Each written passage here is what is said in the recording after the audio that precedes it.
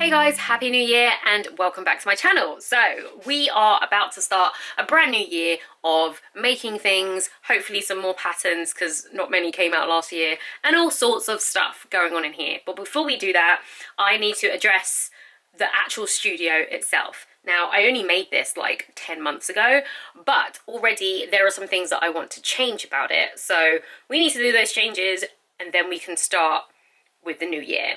So the first thing that I have already changed is my sewing area. So as you can see, it looks very much the same. The only difference is that I have raised up the table by about 5 notches. So I'll show you what it looks like. So if you look down here, this is the trellis that I set up my legs on. When I started, it was all the way just at this first one, but I wanted it to be a standing table so that I'm not sitting down so low and that it's easier for me to move back and forth between this table and this table, because this table is already at standing height. Second change I have already made. It still looks messy because I've been decluttering this whole room and I've got a few bags that I need to remove, but this was originally here, if you can remember from my previous videos, and this baby where all my patterns are was right here. Now the problem with that was whenever I tried to open this door, it would bash into the side of this. I couldn't open it fully, and whenever I had this over here, it was really hard to reach my whiteboard because it's quite tall. So I thought, okay, we can just swap those round. It gives me more space. The door can open fully in front of this, and this still seems fine over there, especially with the raised table. And then this is much lower, so I have a bigger space to put all of like the stuff that I'm going to swap over, and I can reach the board. It's a lot easier to reach and write on. So that is another change I've made. And then finally, this area here, which is my ironing area, which is getting full of like a wadding in the corner. So I'm going to get rid of this area for 2 reasons. First of all, the table now won't come all the way down because of this. And secondly, the table, when it is down, it's at sitting height. So leaning over to iron is actually really bad for your back, and it hurts my back because I have to like bend over really low to where a table is. So that's something that I'm wanting to change. So in order to give myself a good ironing area, we're going to make a tabletop ironing board that covers the length of this. It won't be as wide, but it will be pretty long. And as you can see, I've got the board there already. That's like a 4-foot board that I can put on here and iron.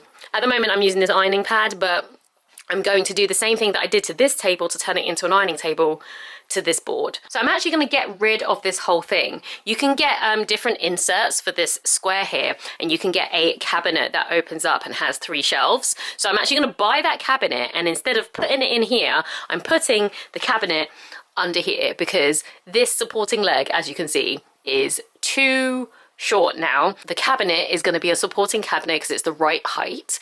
It's also going to be a place to put this and those books and that stuff there because it's got 3 shelves. These 2 here are clothing which will be integrated into these boxes over here, and then the actual shelving unit is going into my airing cupboard, and it's going to be a place for where all my towels and linens are going to be. So it actually is still going to get reused, it's just no longer going to be here. So once we actually get rid of that, it gives me some wall space to have a mirror, which is kind of what I need in this room.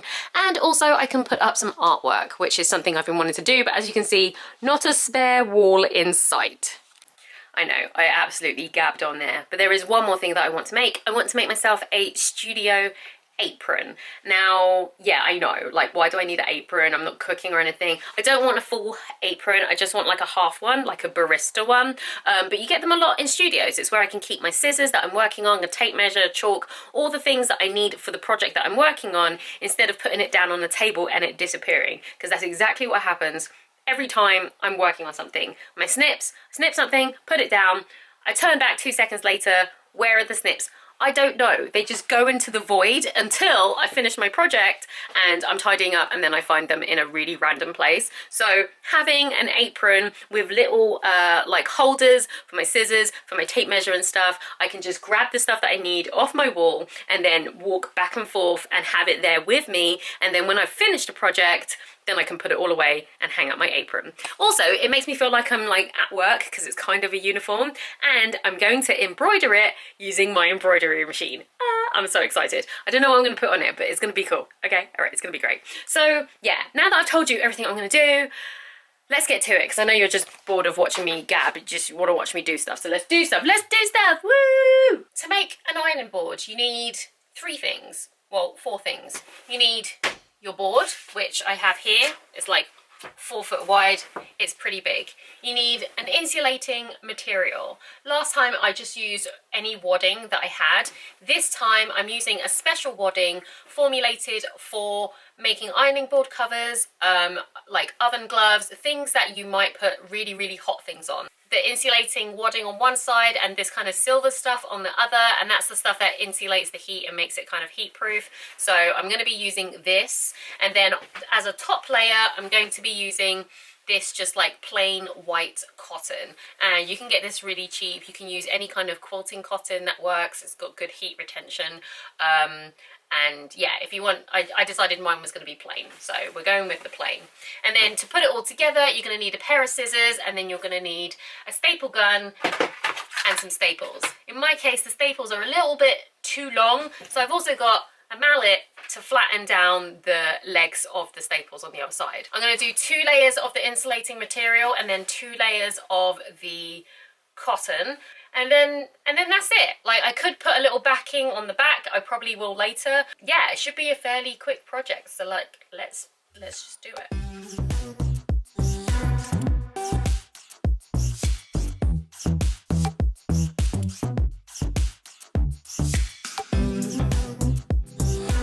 So halfway through doing this, I actually decided to change my mind and add a layer of wadding on top of the silver wadding to give it some extra padding. So I've done that, and as I said before, the staples have come through to the other side. Now I don't want the staples to come through when I put the final layer on, so we're going to have to put a pin in this for one day while I run to B&Q and get the staples that are the thinnest ones that will go into this board but not come out the other side. So for now we're going to leave that, and we're going to head on to our next project, which is making a studio apron. So I just want like a barista's apron, which is just the one that goes around the waist. I think I'm going to put 2 or 3 big pockets at the bottom, and then at the top I might put maybe 2 small shallow pockets for like little things, and that's it. It's going to be quite simple. And then I'm going to embroider possibly Crafterpreneur Studio on one of the pockets, and it's going to be really, really simple, but I think that's all I want. So I'm going to do it straight onto the fabric instead of like making a paper pattern, because I think it's like a bunch of squares. I think it'll be quite simple. So yeah, let's make it. We'll make one of the pockets, and then we'll decide what we're going to embroider.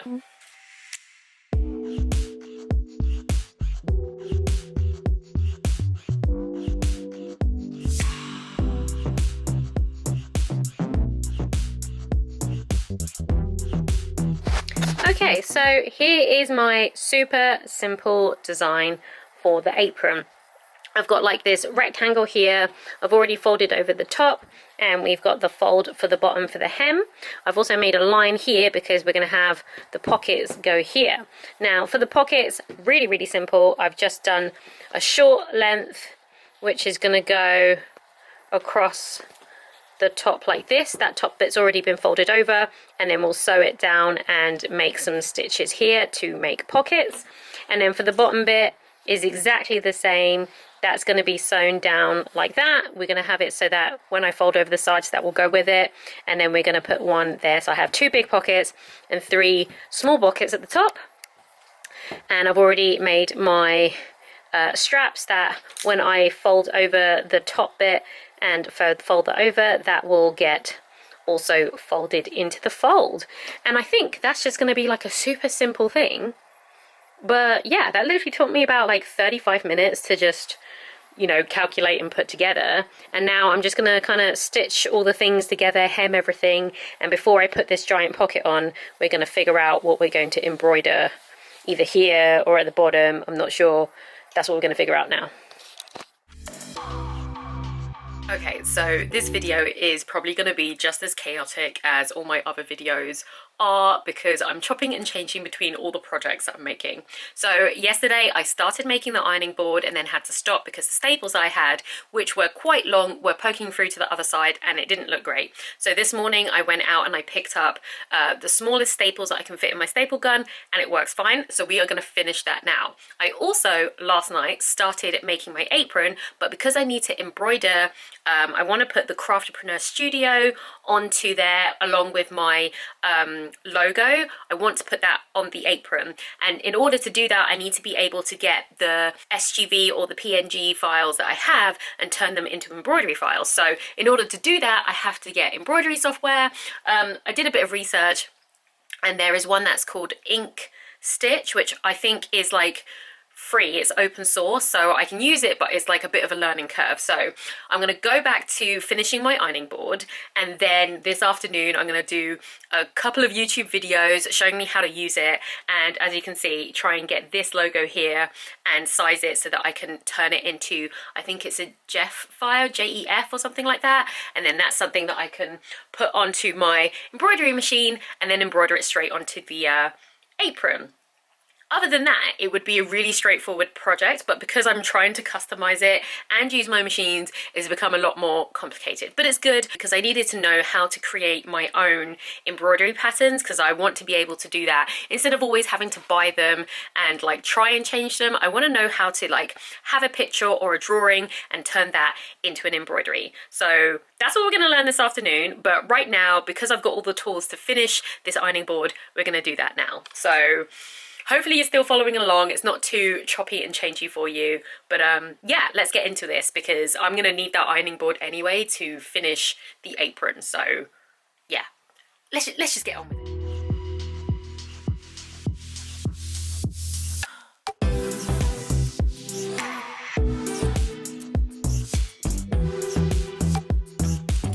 Okay, so here we are. Look at this.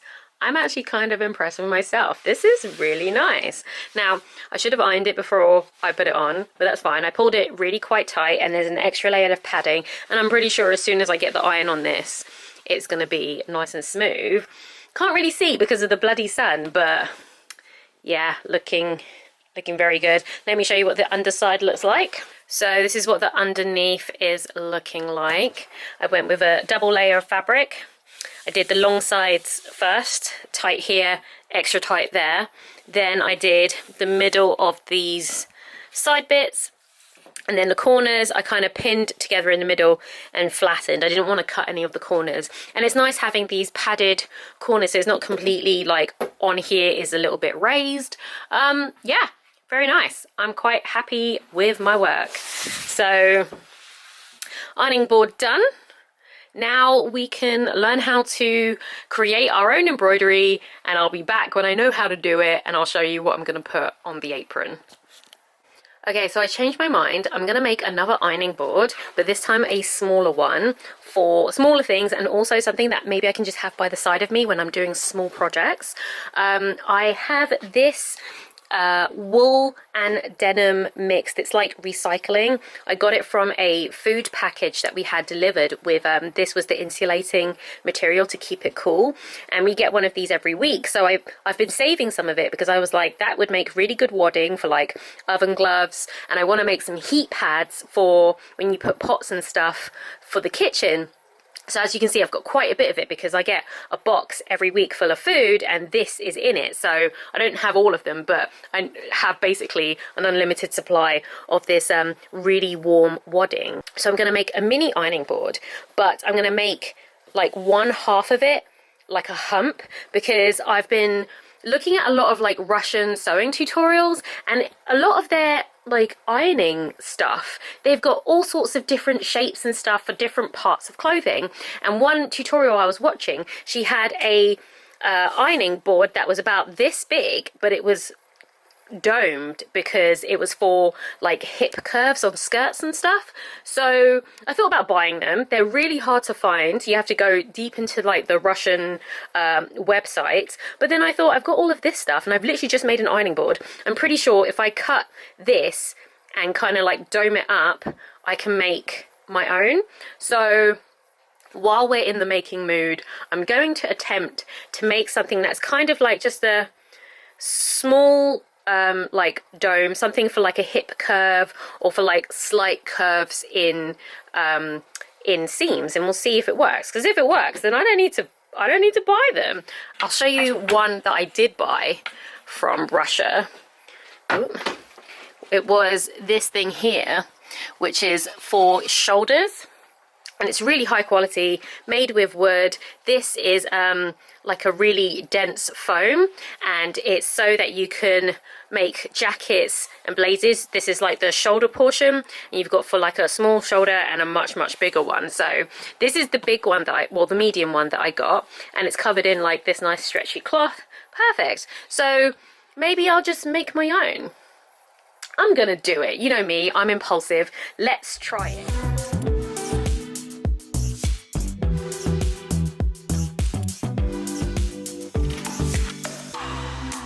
Okay, so this is what it looks like so far. I put the hump in here, and this is the flat bit. It's quite thick wadding, so it's just very, like, it's a very cushy board. And to make sure that this hump was very prominent, I actually did a row of staples here to like push it down a little bit, and I think that actually works, as you can see. And all that's left now is to wrap it up in the cotton, and I have to wrap it super tight, so this is like a proper hump, and this is as flat as we can get it. But you know, it worked out. Had to put so many staples in this one though. And we are done. Now from here it doesn't actually look like there's a hump, but I promise you there is. I'm thinking possibly maybe getting some bias tape and putting that across to create that dent again. But you know what, I'm happy. I've got my hump here, got my flat bit here, little mini ironing board, along with the big ironing board, which is in here now. Wonderful. So now that we've done that, I need to go and learn how to make embroidery patterns from scratch, which I'm not going to show on video because it might take days, I don't know. And then when I'm ready, we're going to come back and we're going to finish this apron. And then I think that's it for this video. Hey guys, so it's been about a day. I was out all day today and I just got home and it's the evening. But I thought I would let you know how I got on with looking at embroidery software. So embroidery software is actually pretty pricey, and I understand, like, if you're going to be doing it as a living or you're going to be doing a lot of embroidering, it's absolutely worth it. But for like a hobbyist like me, someone who's literally just starting, doesn't know if they're going to embroider like everything they own, I didn't really want to like pay for it. Luckily for me, there are a few embroidery software systems that are free, but learning how to use it is actually kind of complicated if like you absolutely don't know what you're doing, which I do not.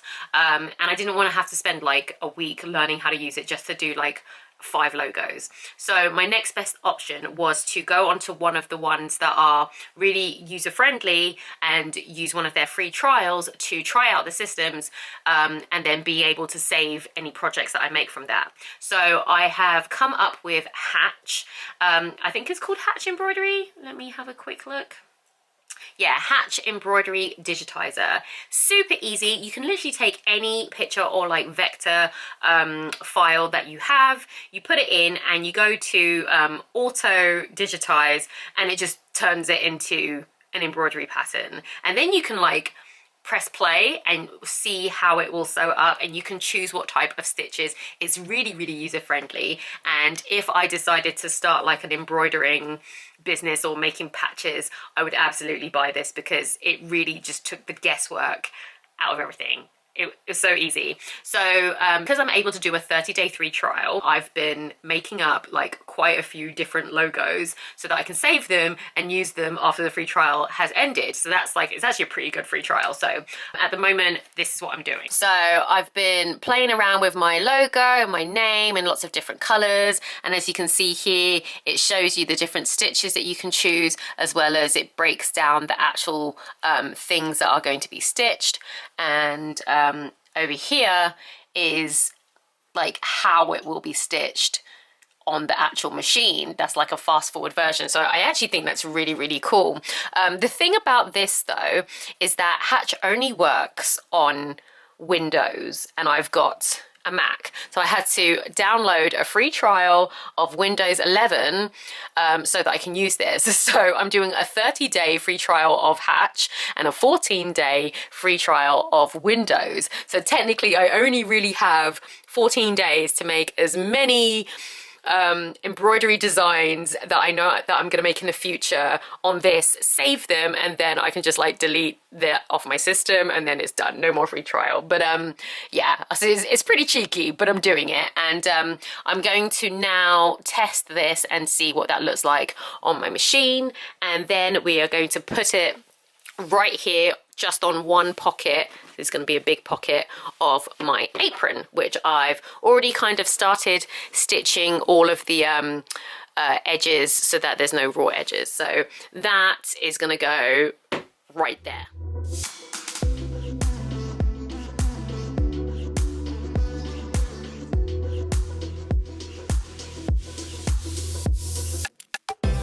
Okay, so after much umming and ahhing, I just decided on just like my normal logo but with a transparent background. We're going to change the colour of this, and we're going to put this on the pocket nice and large, and then we can get on with the rest of the project.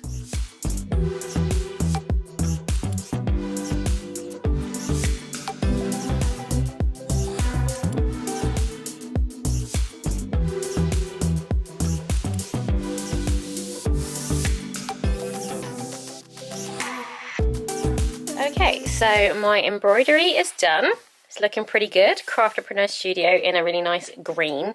I ended up having to put it on a bigger piece, and then I'll cut the pocket out afterwards.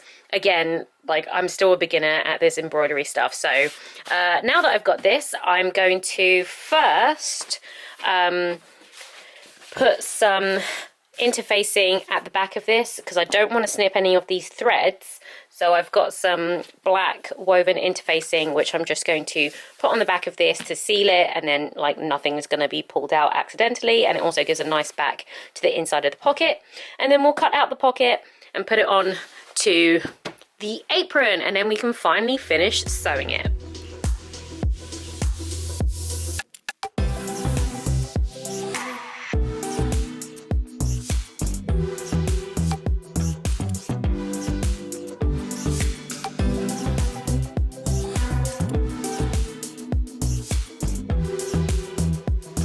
This is the apron. It's a really, really simple design, but the reason why it took so long is because I had to learn how to make my own logos. The only thing is, it's slightly wonky, but you know what? I'm fine with it. For a first time, I think I did pretty well. So now when I'm going to be working in the studio, I'm going to wrap this around me, tie it up. That's what it looks like on. Pretty good. Scissors in the pocket, ruler, yeah, that could go in too. Got a stapler here. Scissors can go in the top pocket. Got some thread that can go in that little pocket there. Perfect. And my phone, hey, that can go in. We've got some headphones, candle. Like, there's loads of space in here. I can fit candle. Let's see. Got a paperweight. It's all in here, so that's a win. Hello. How you doing? You come to say hi?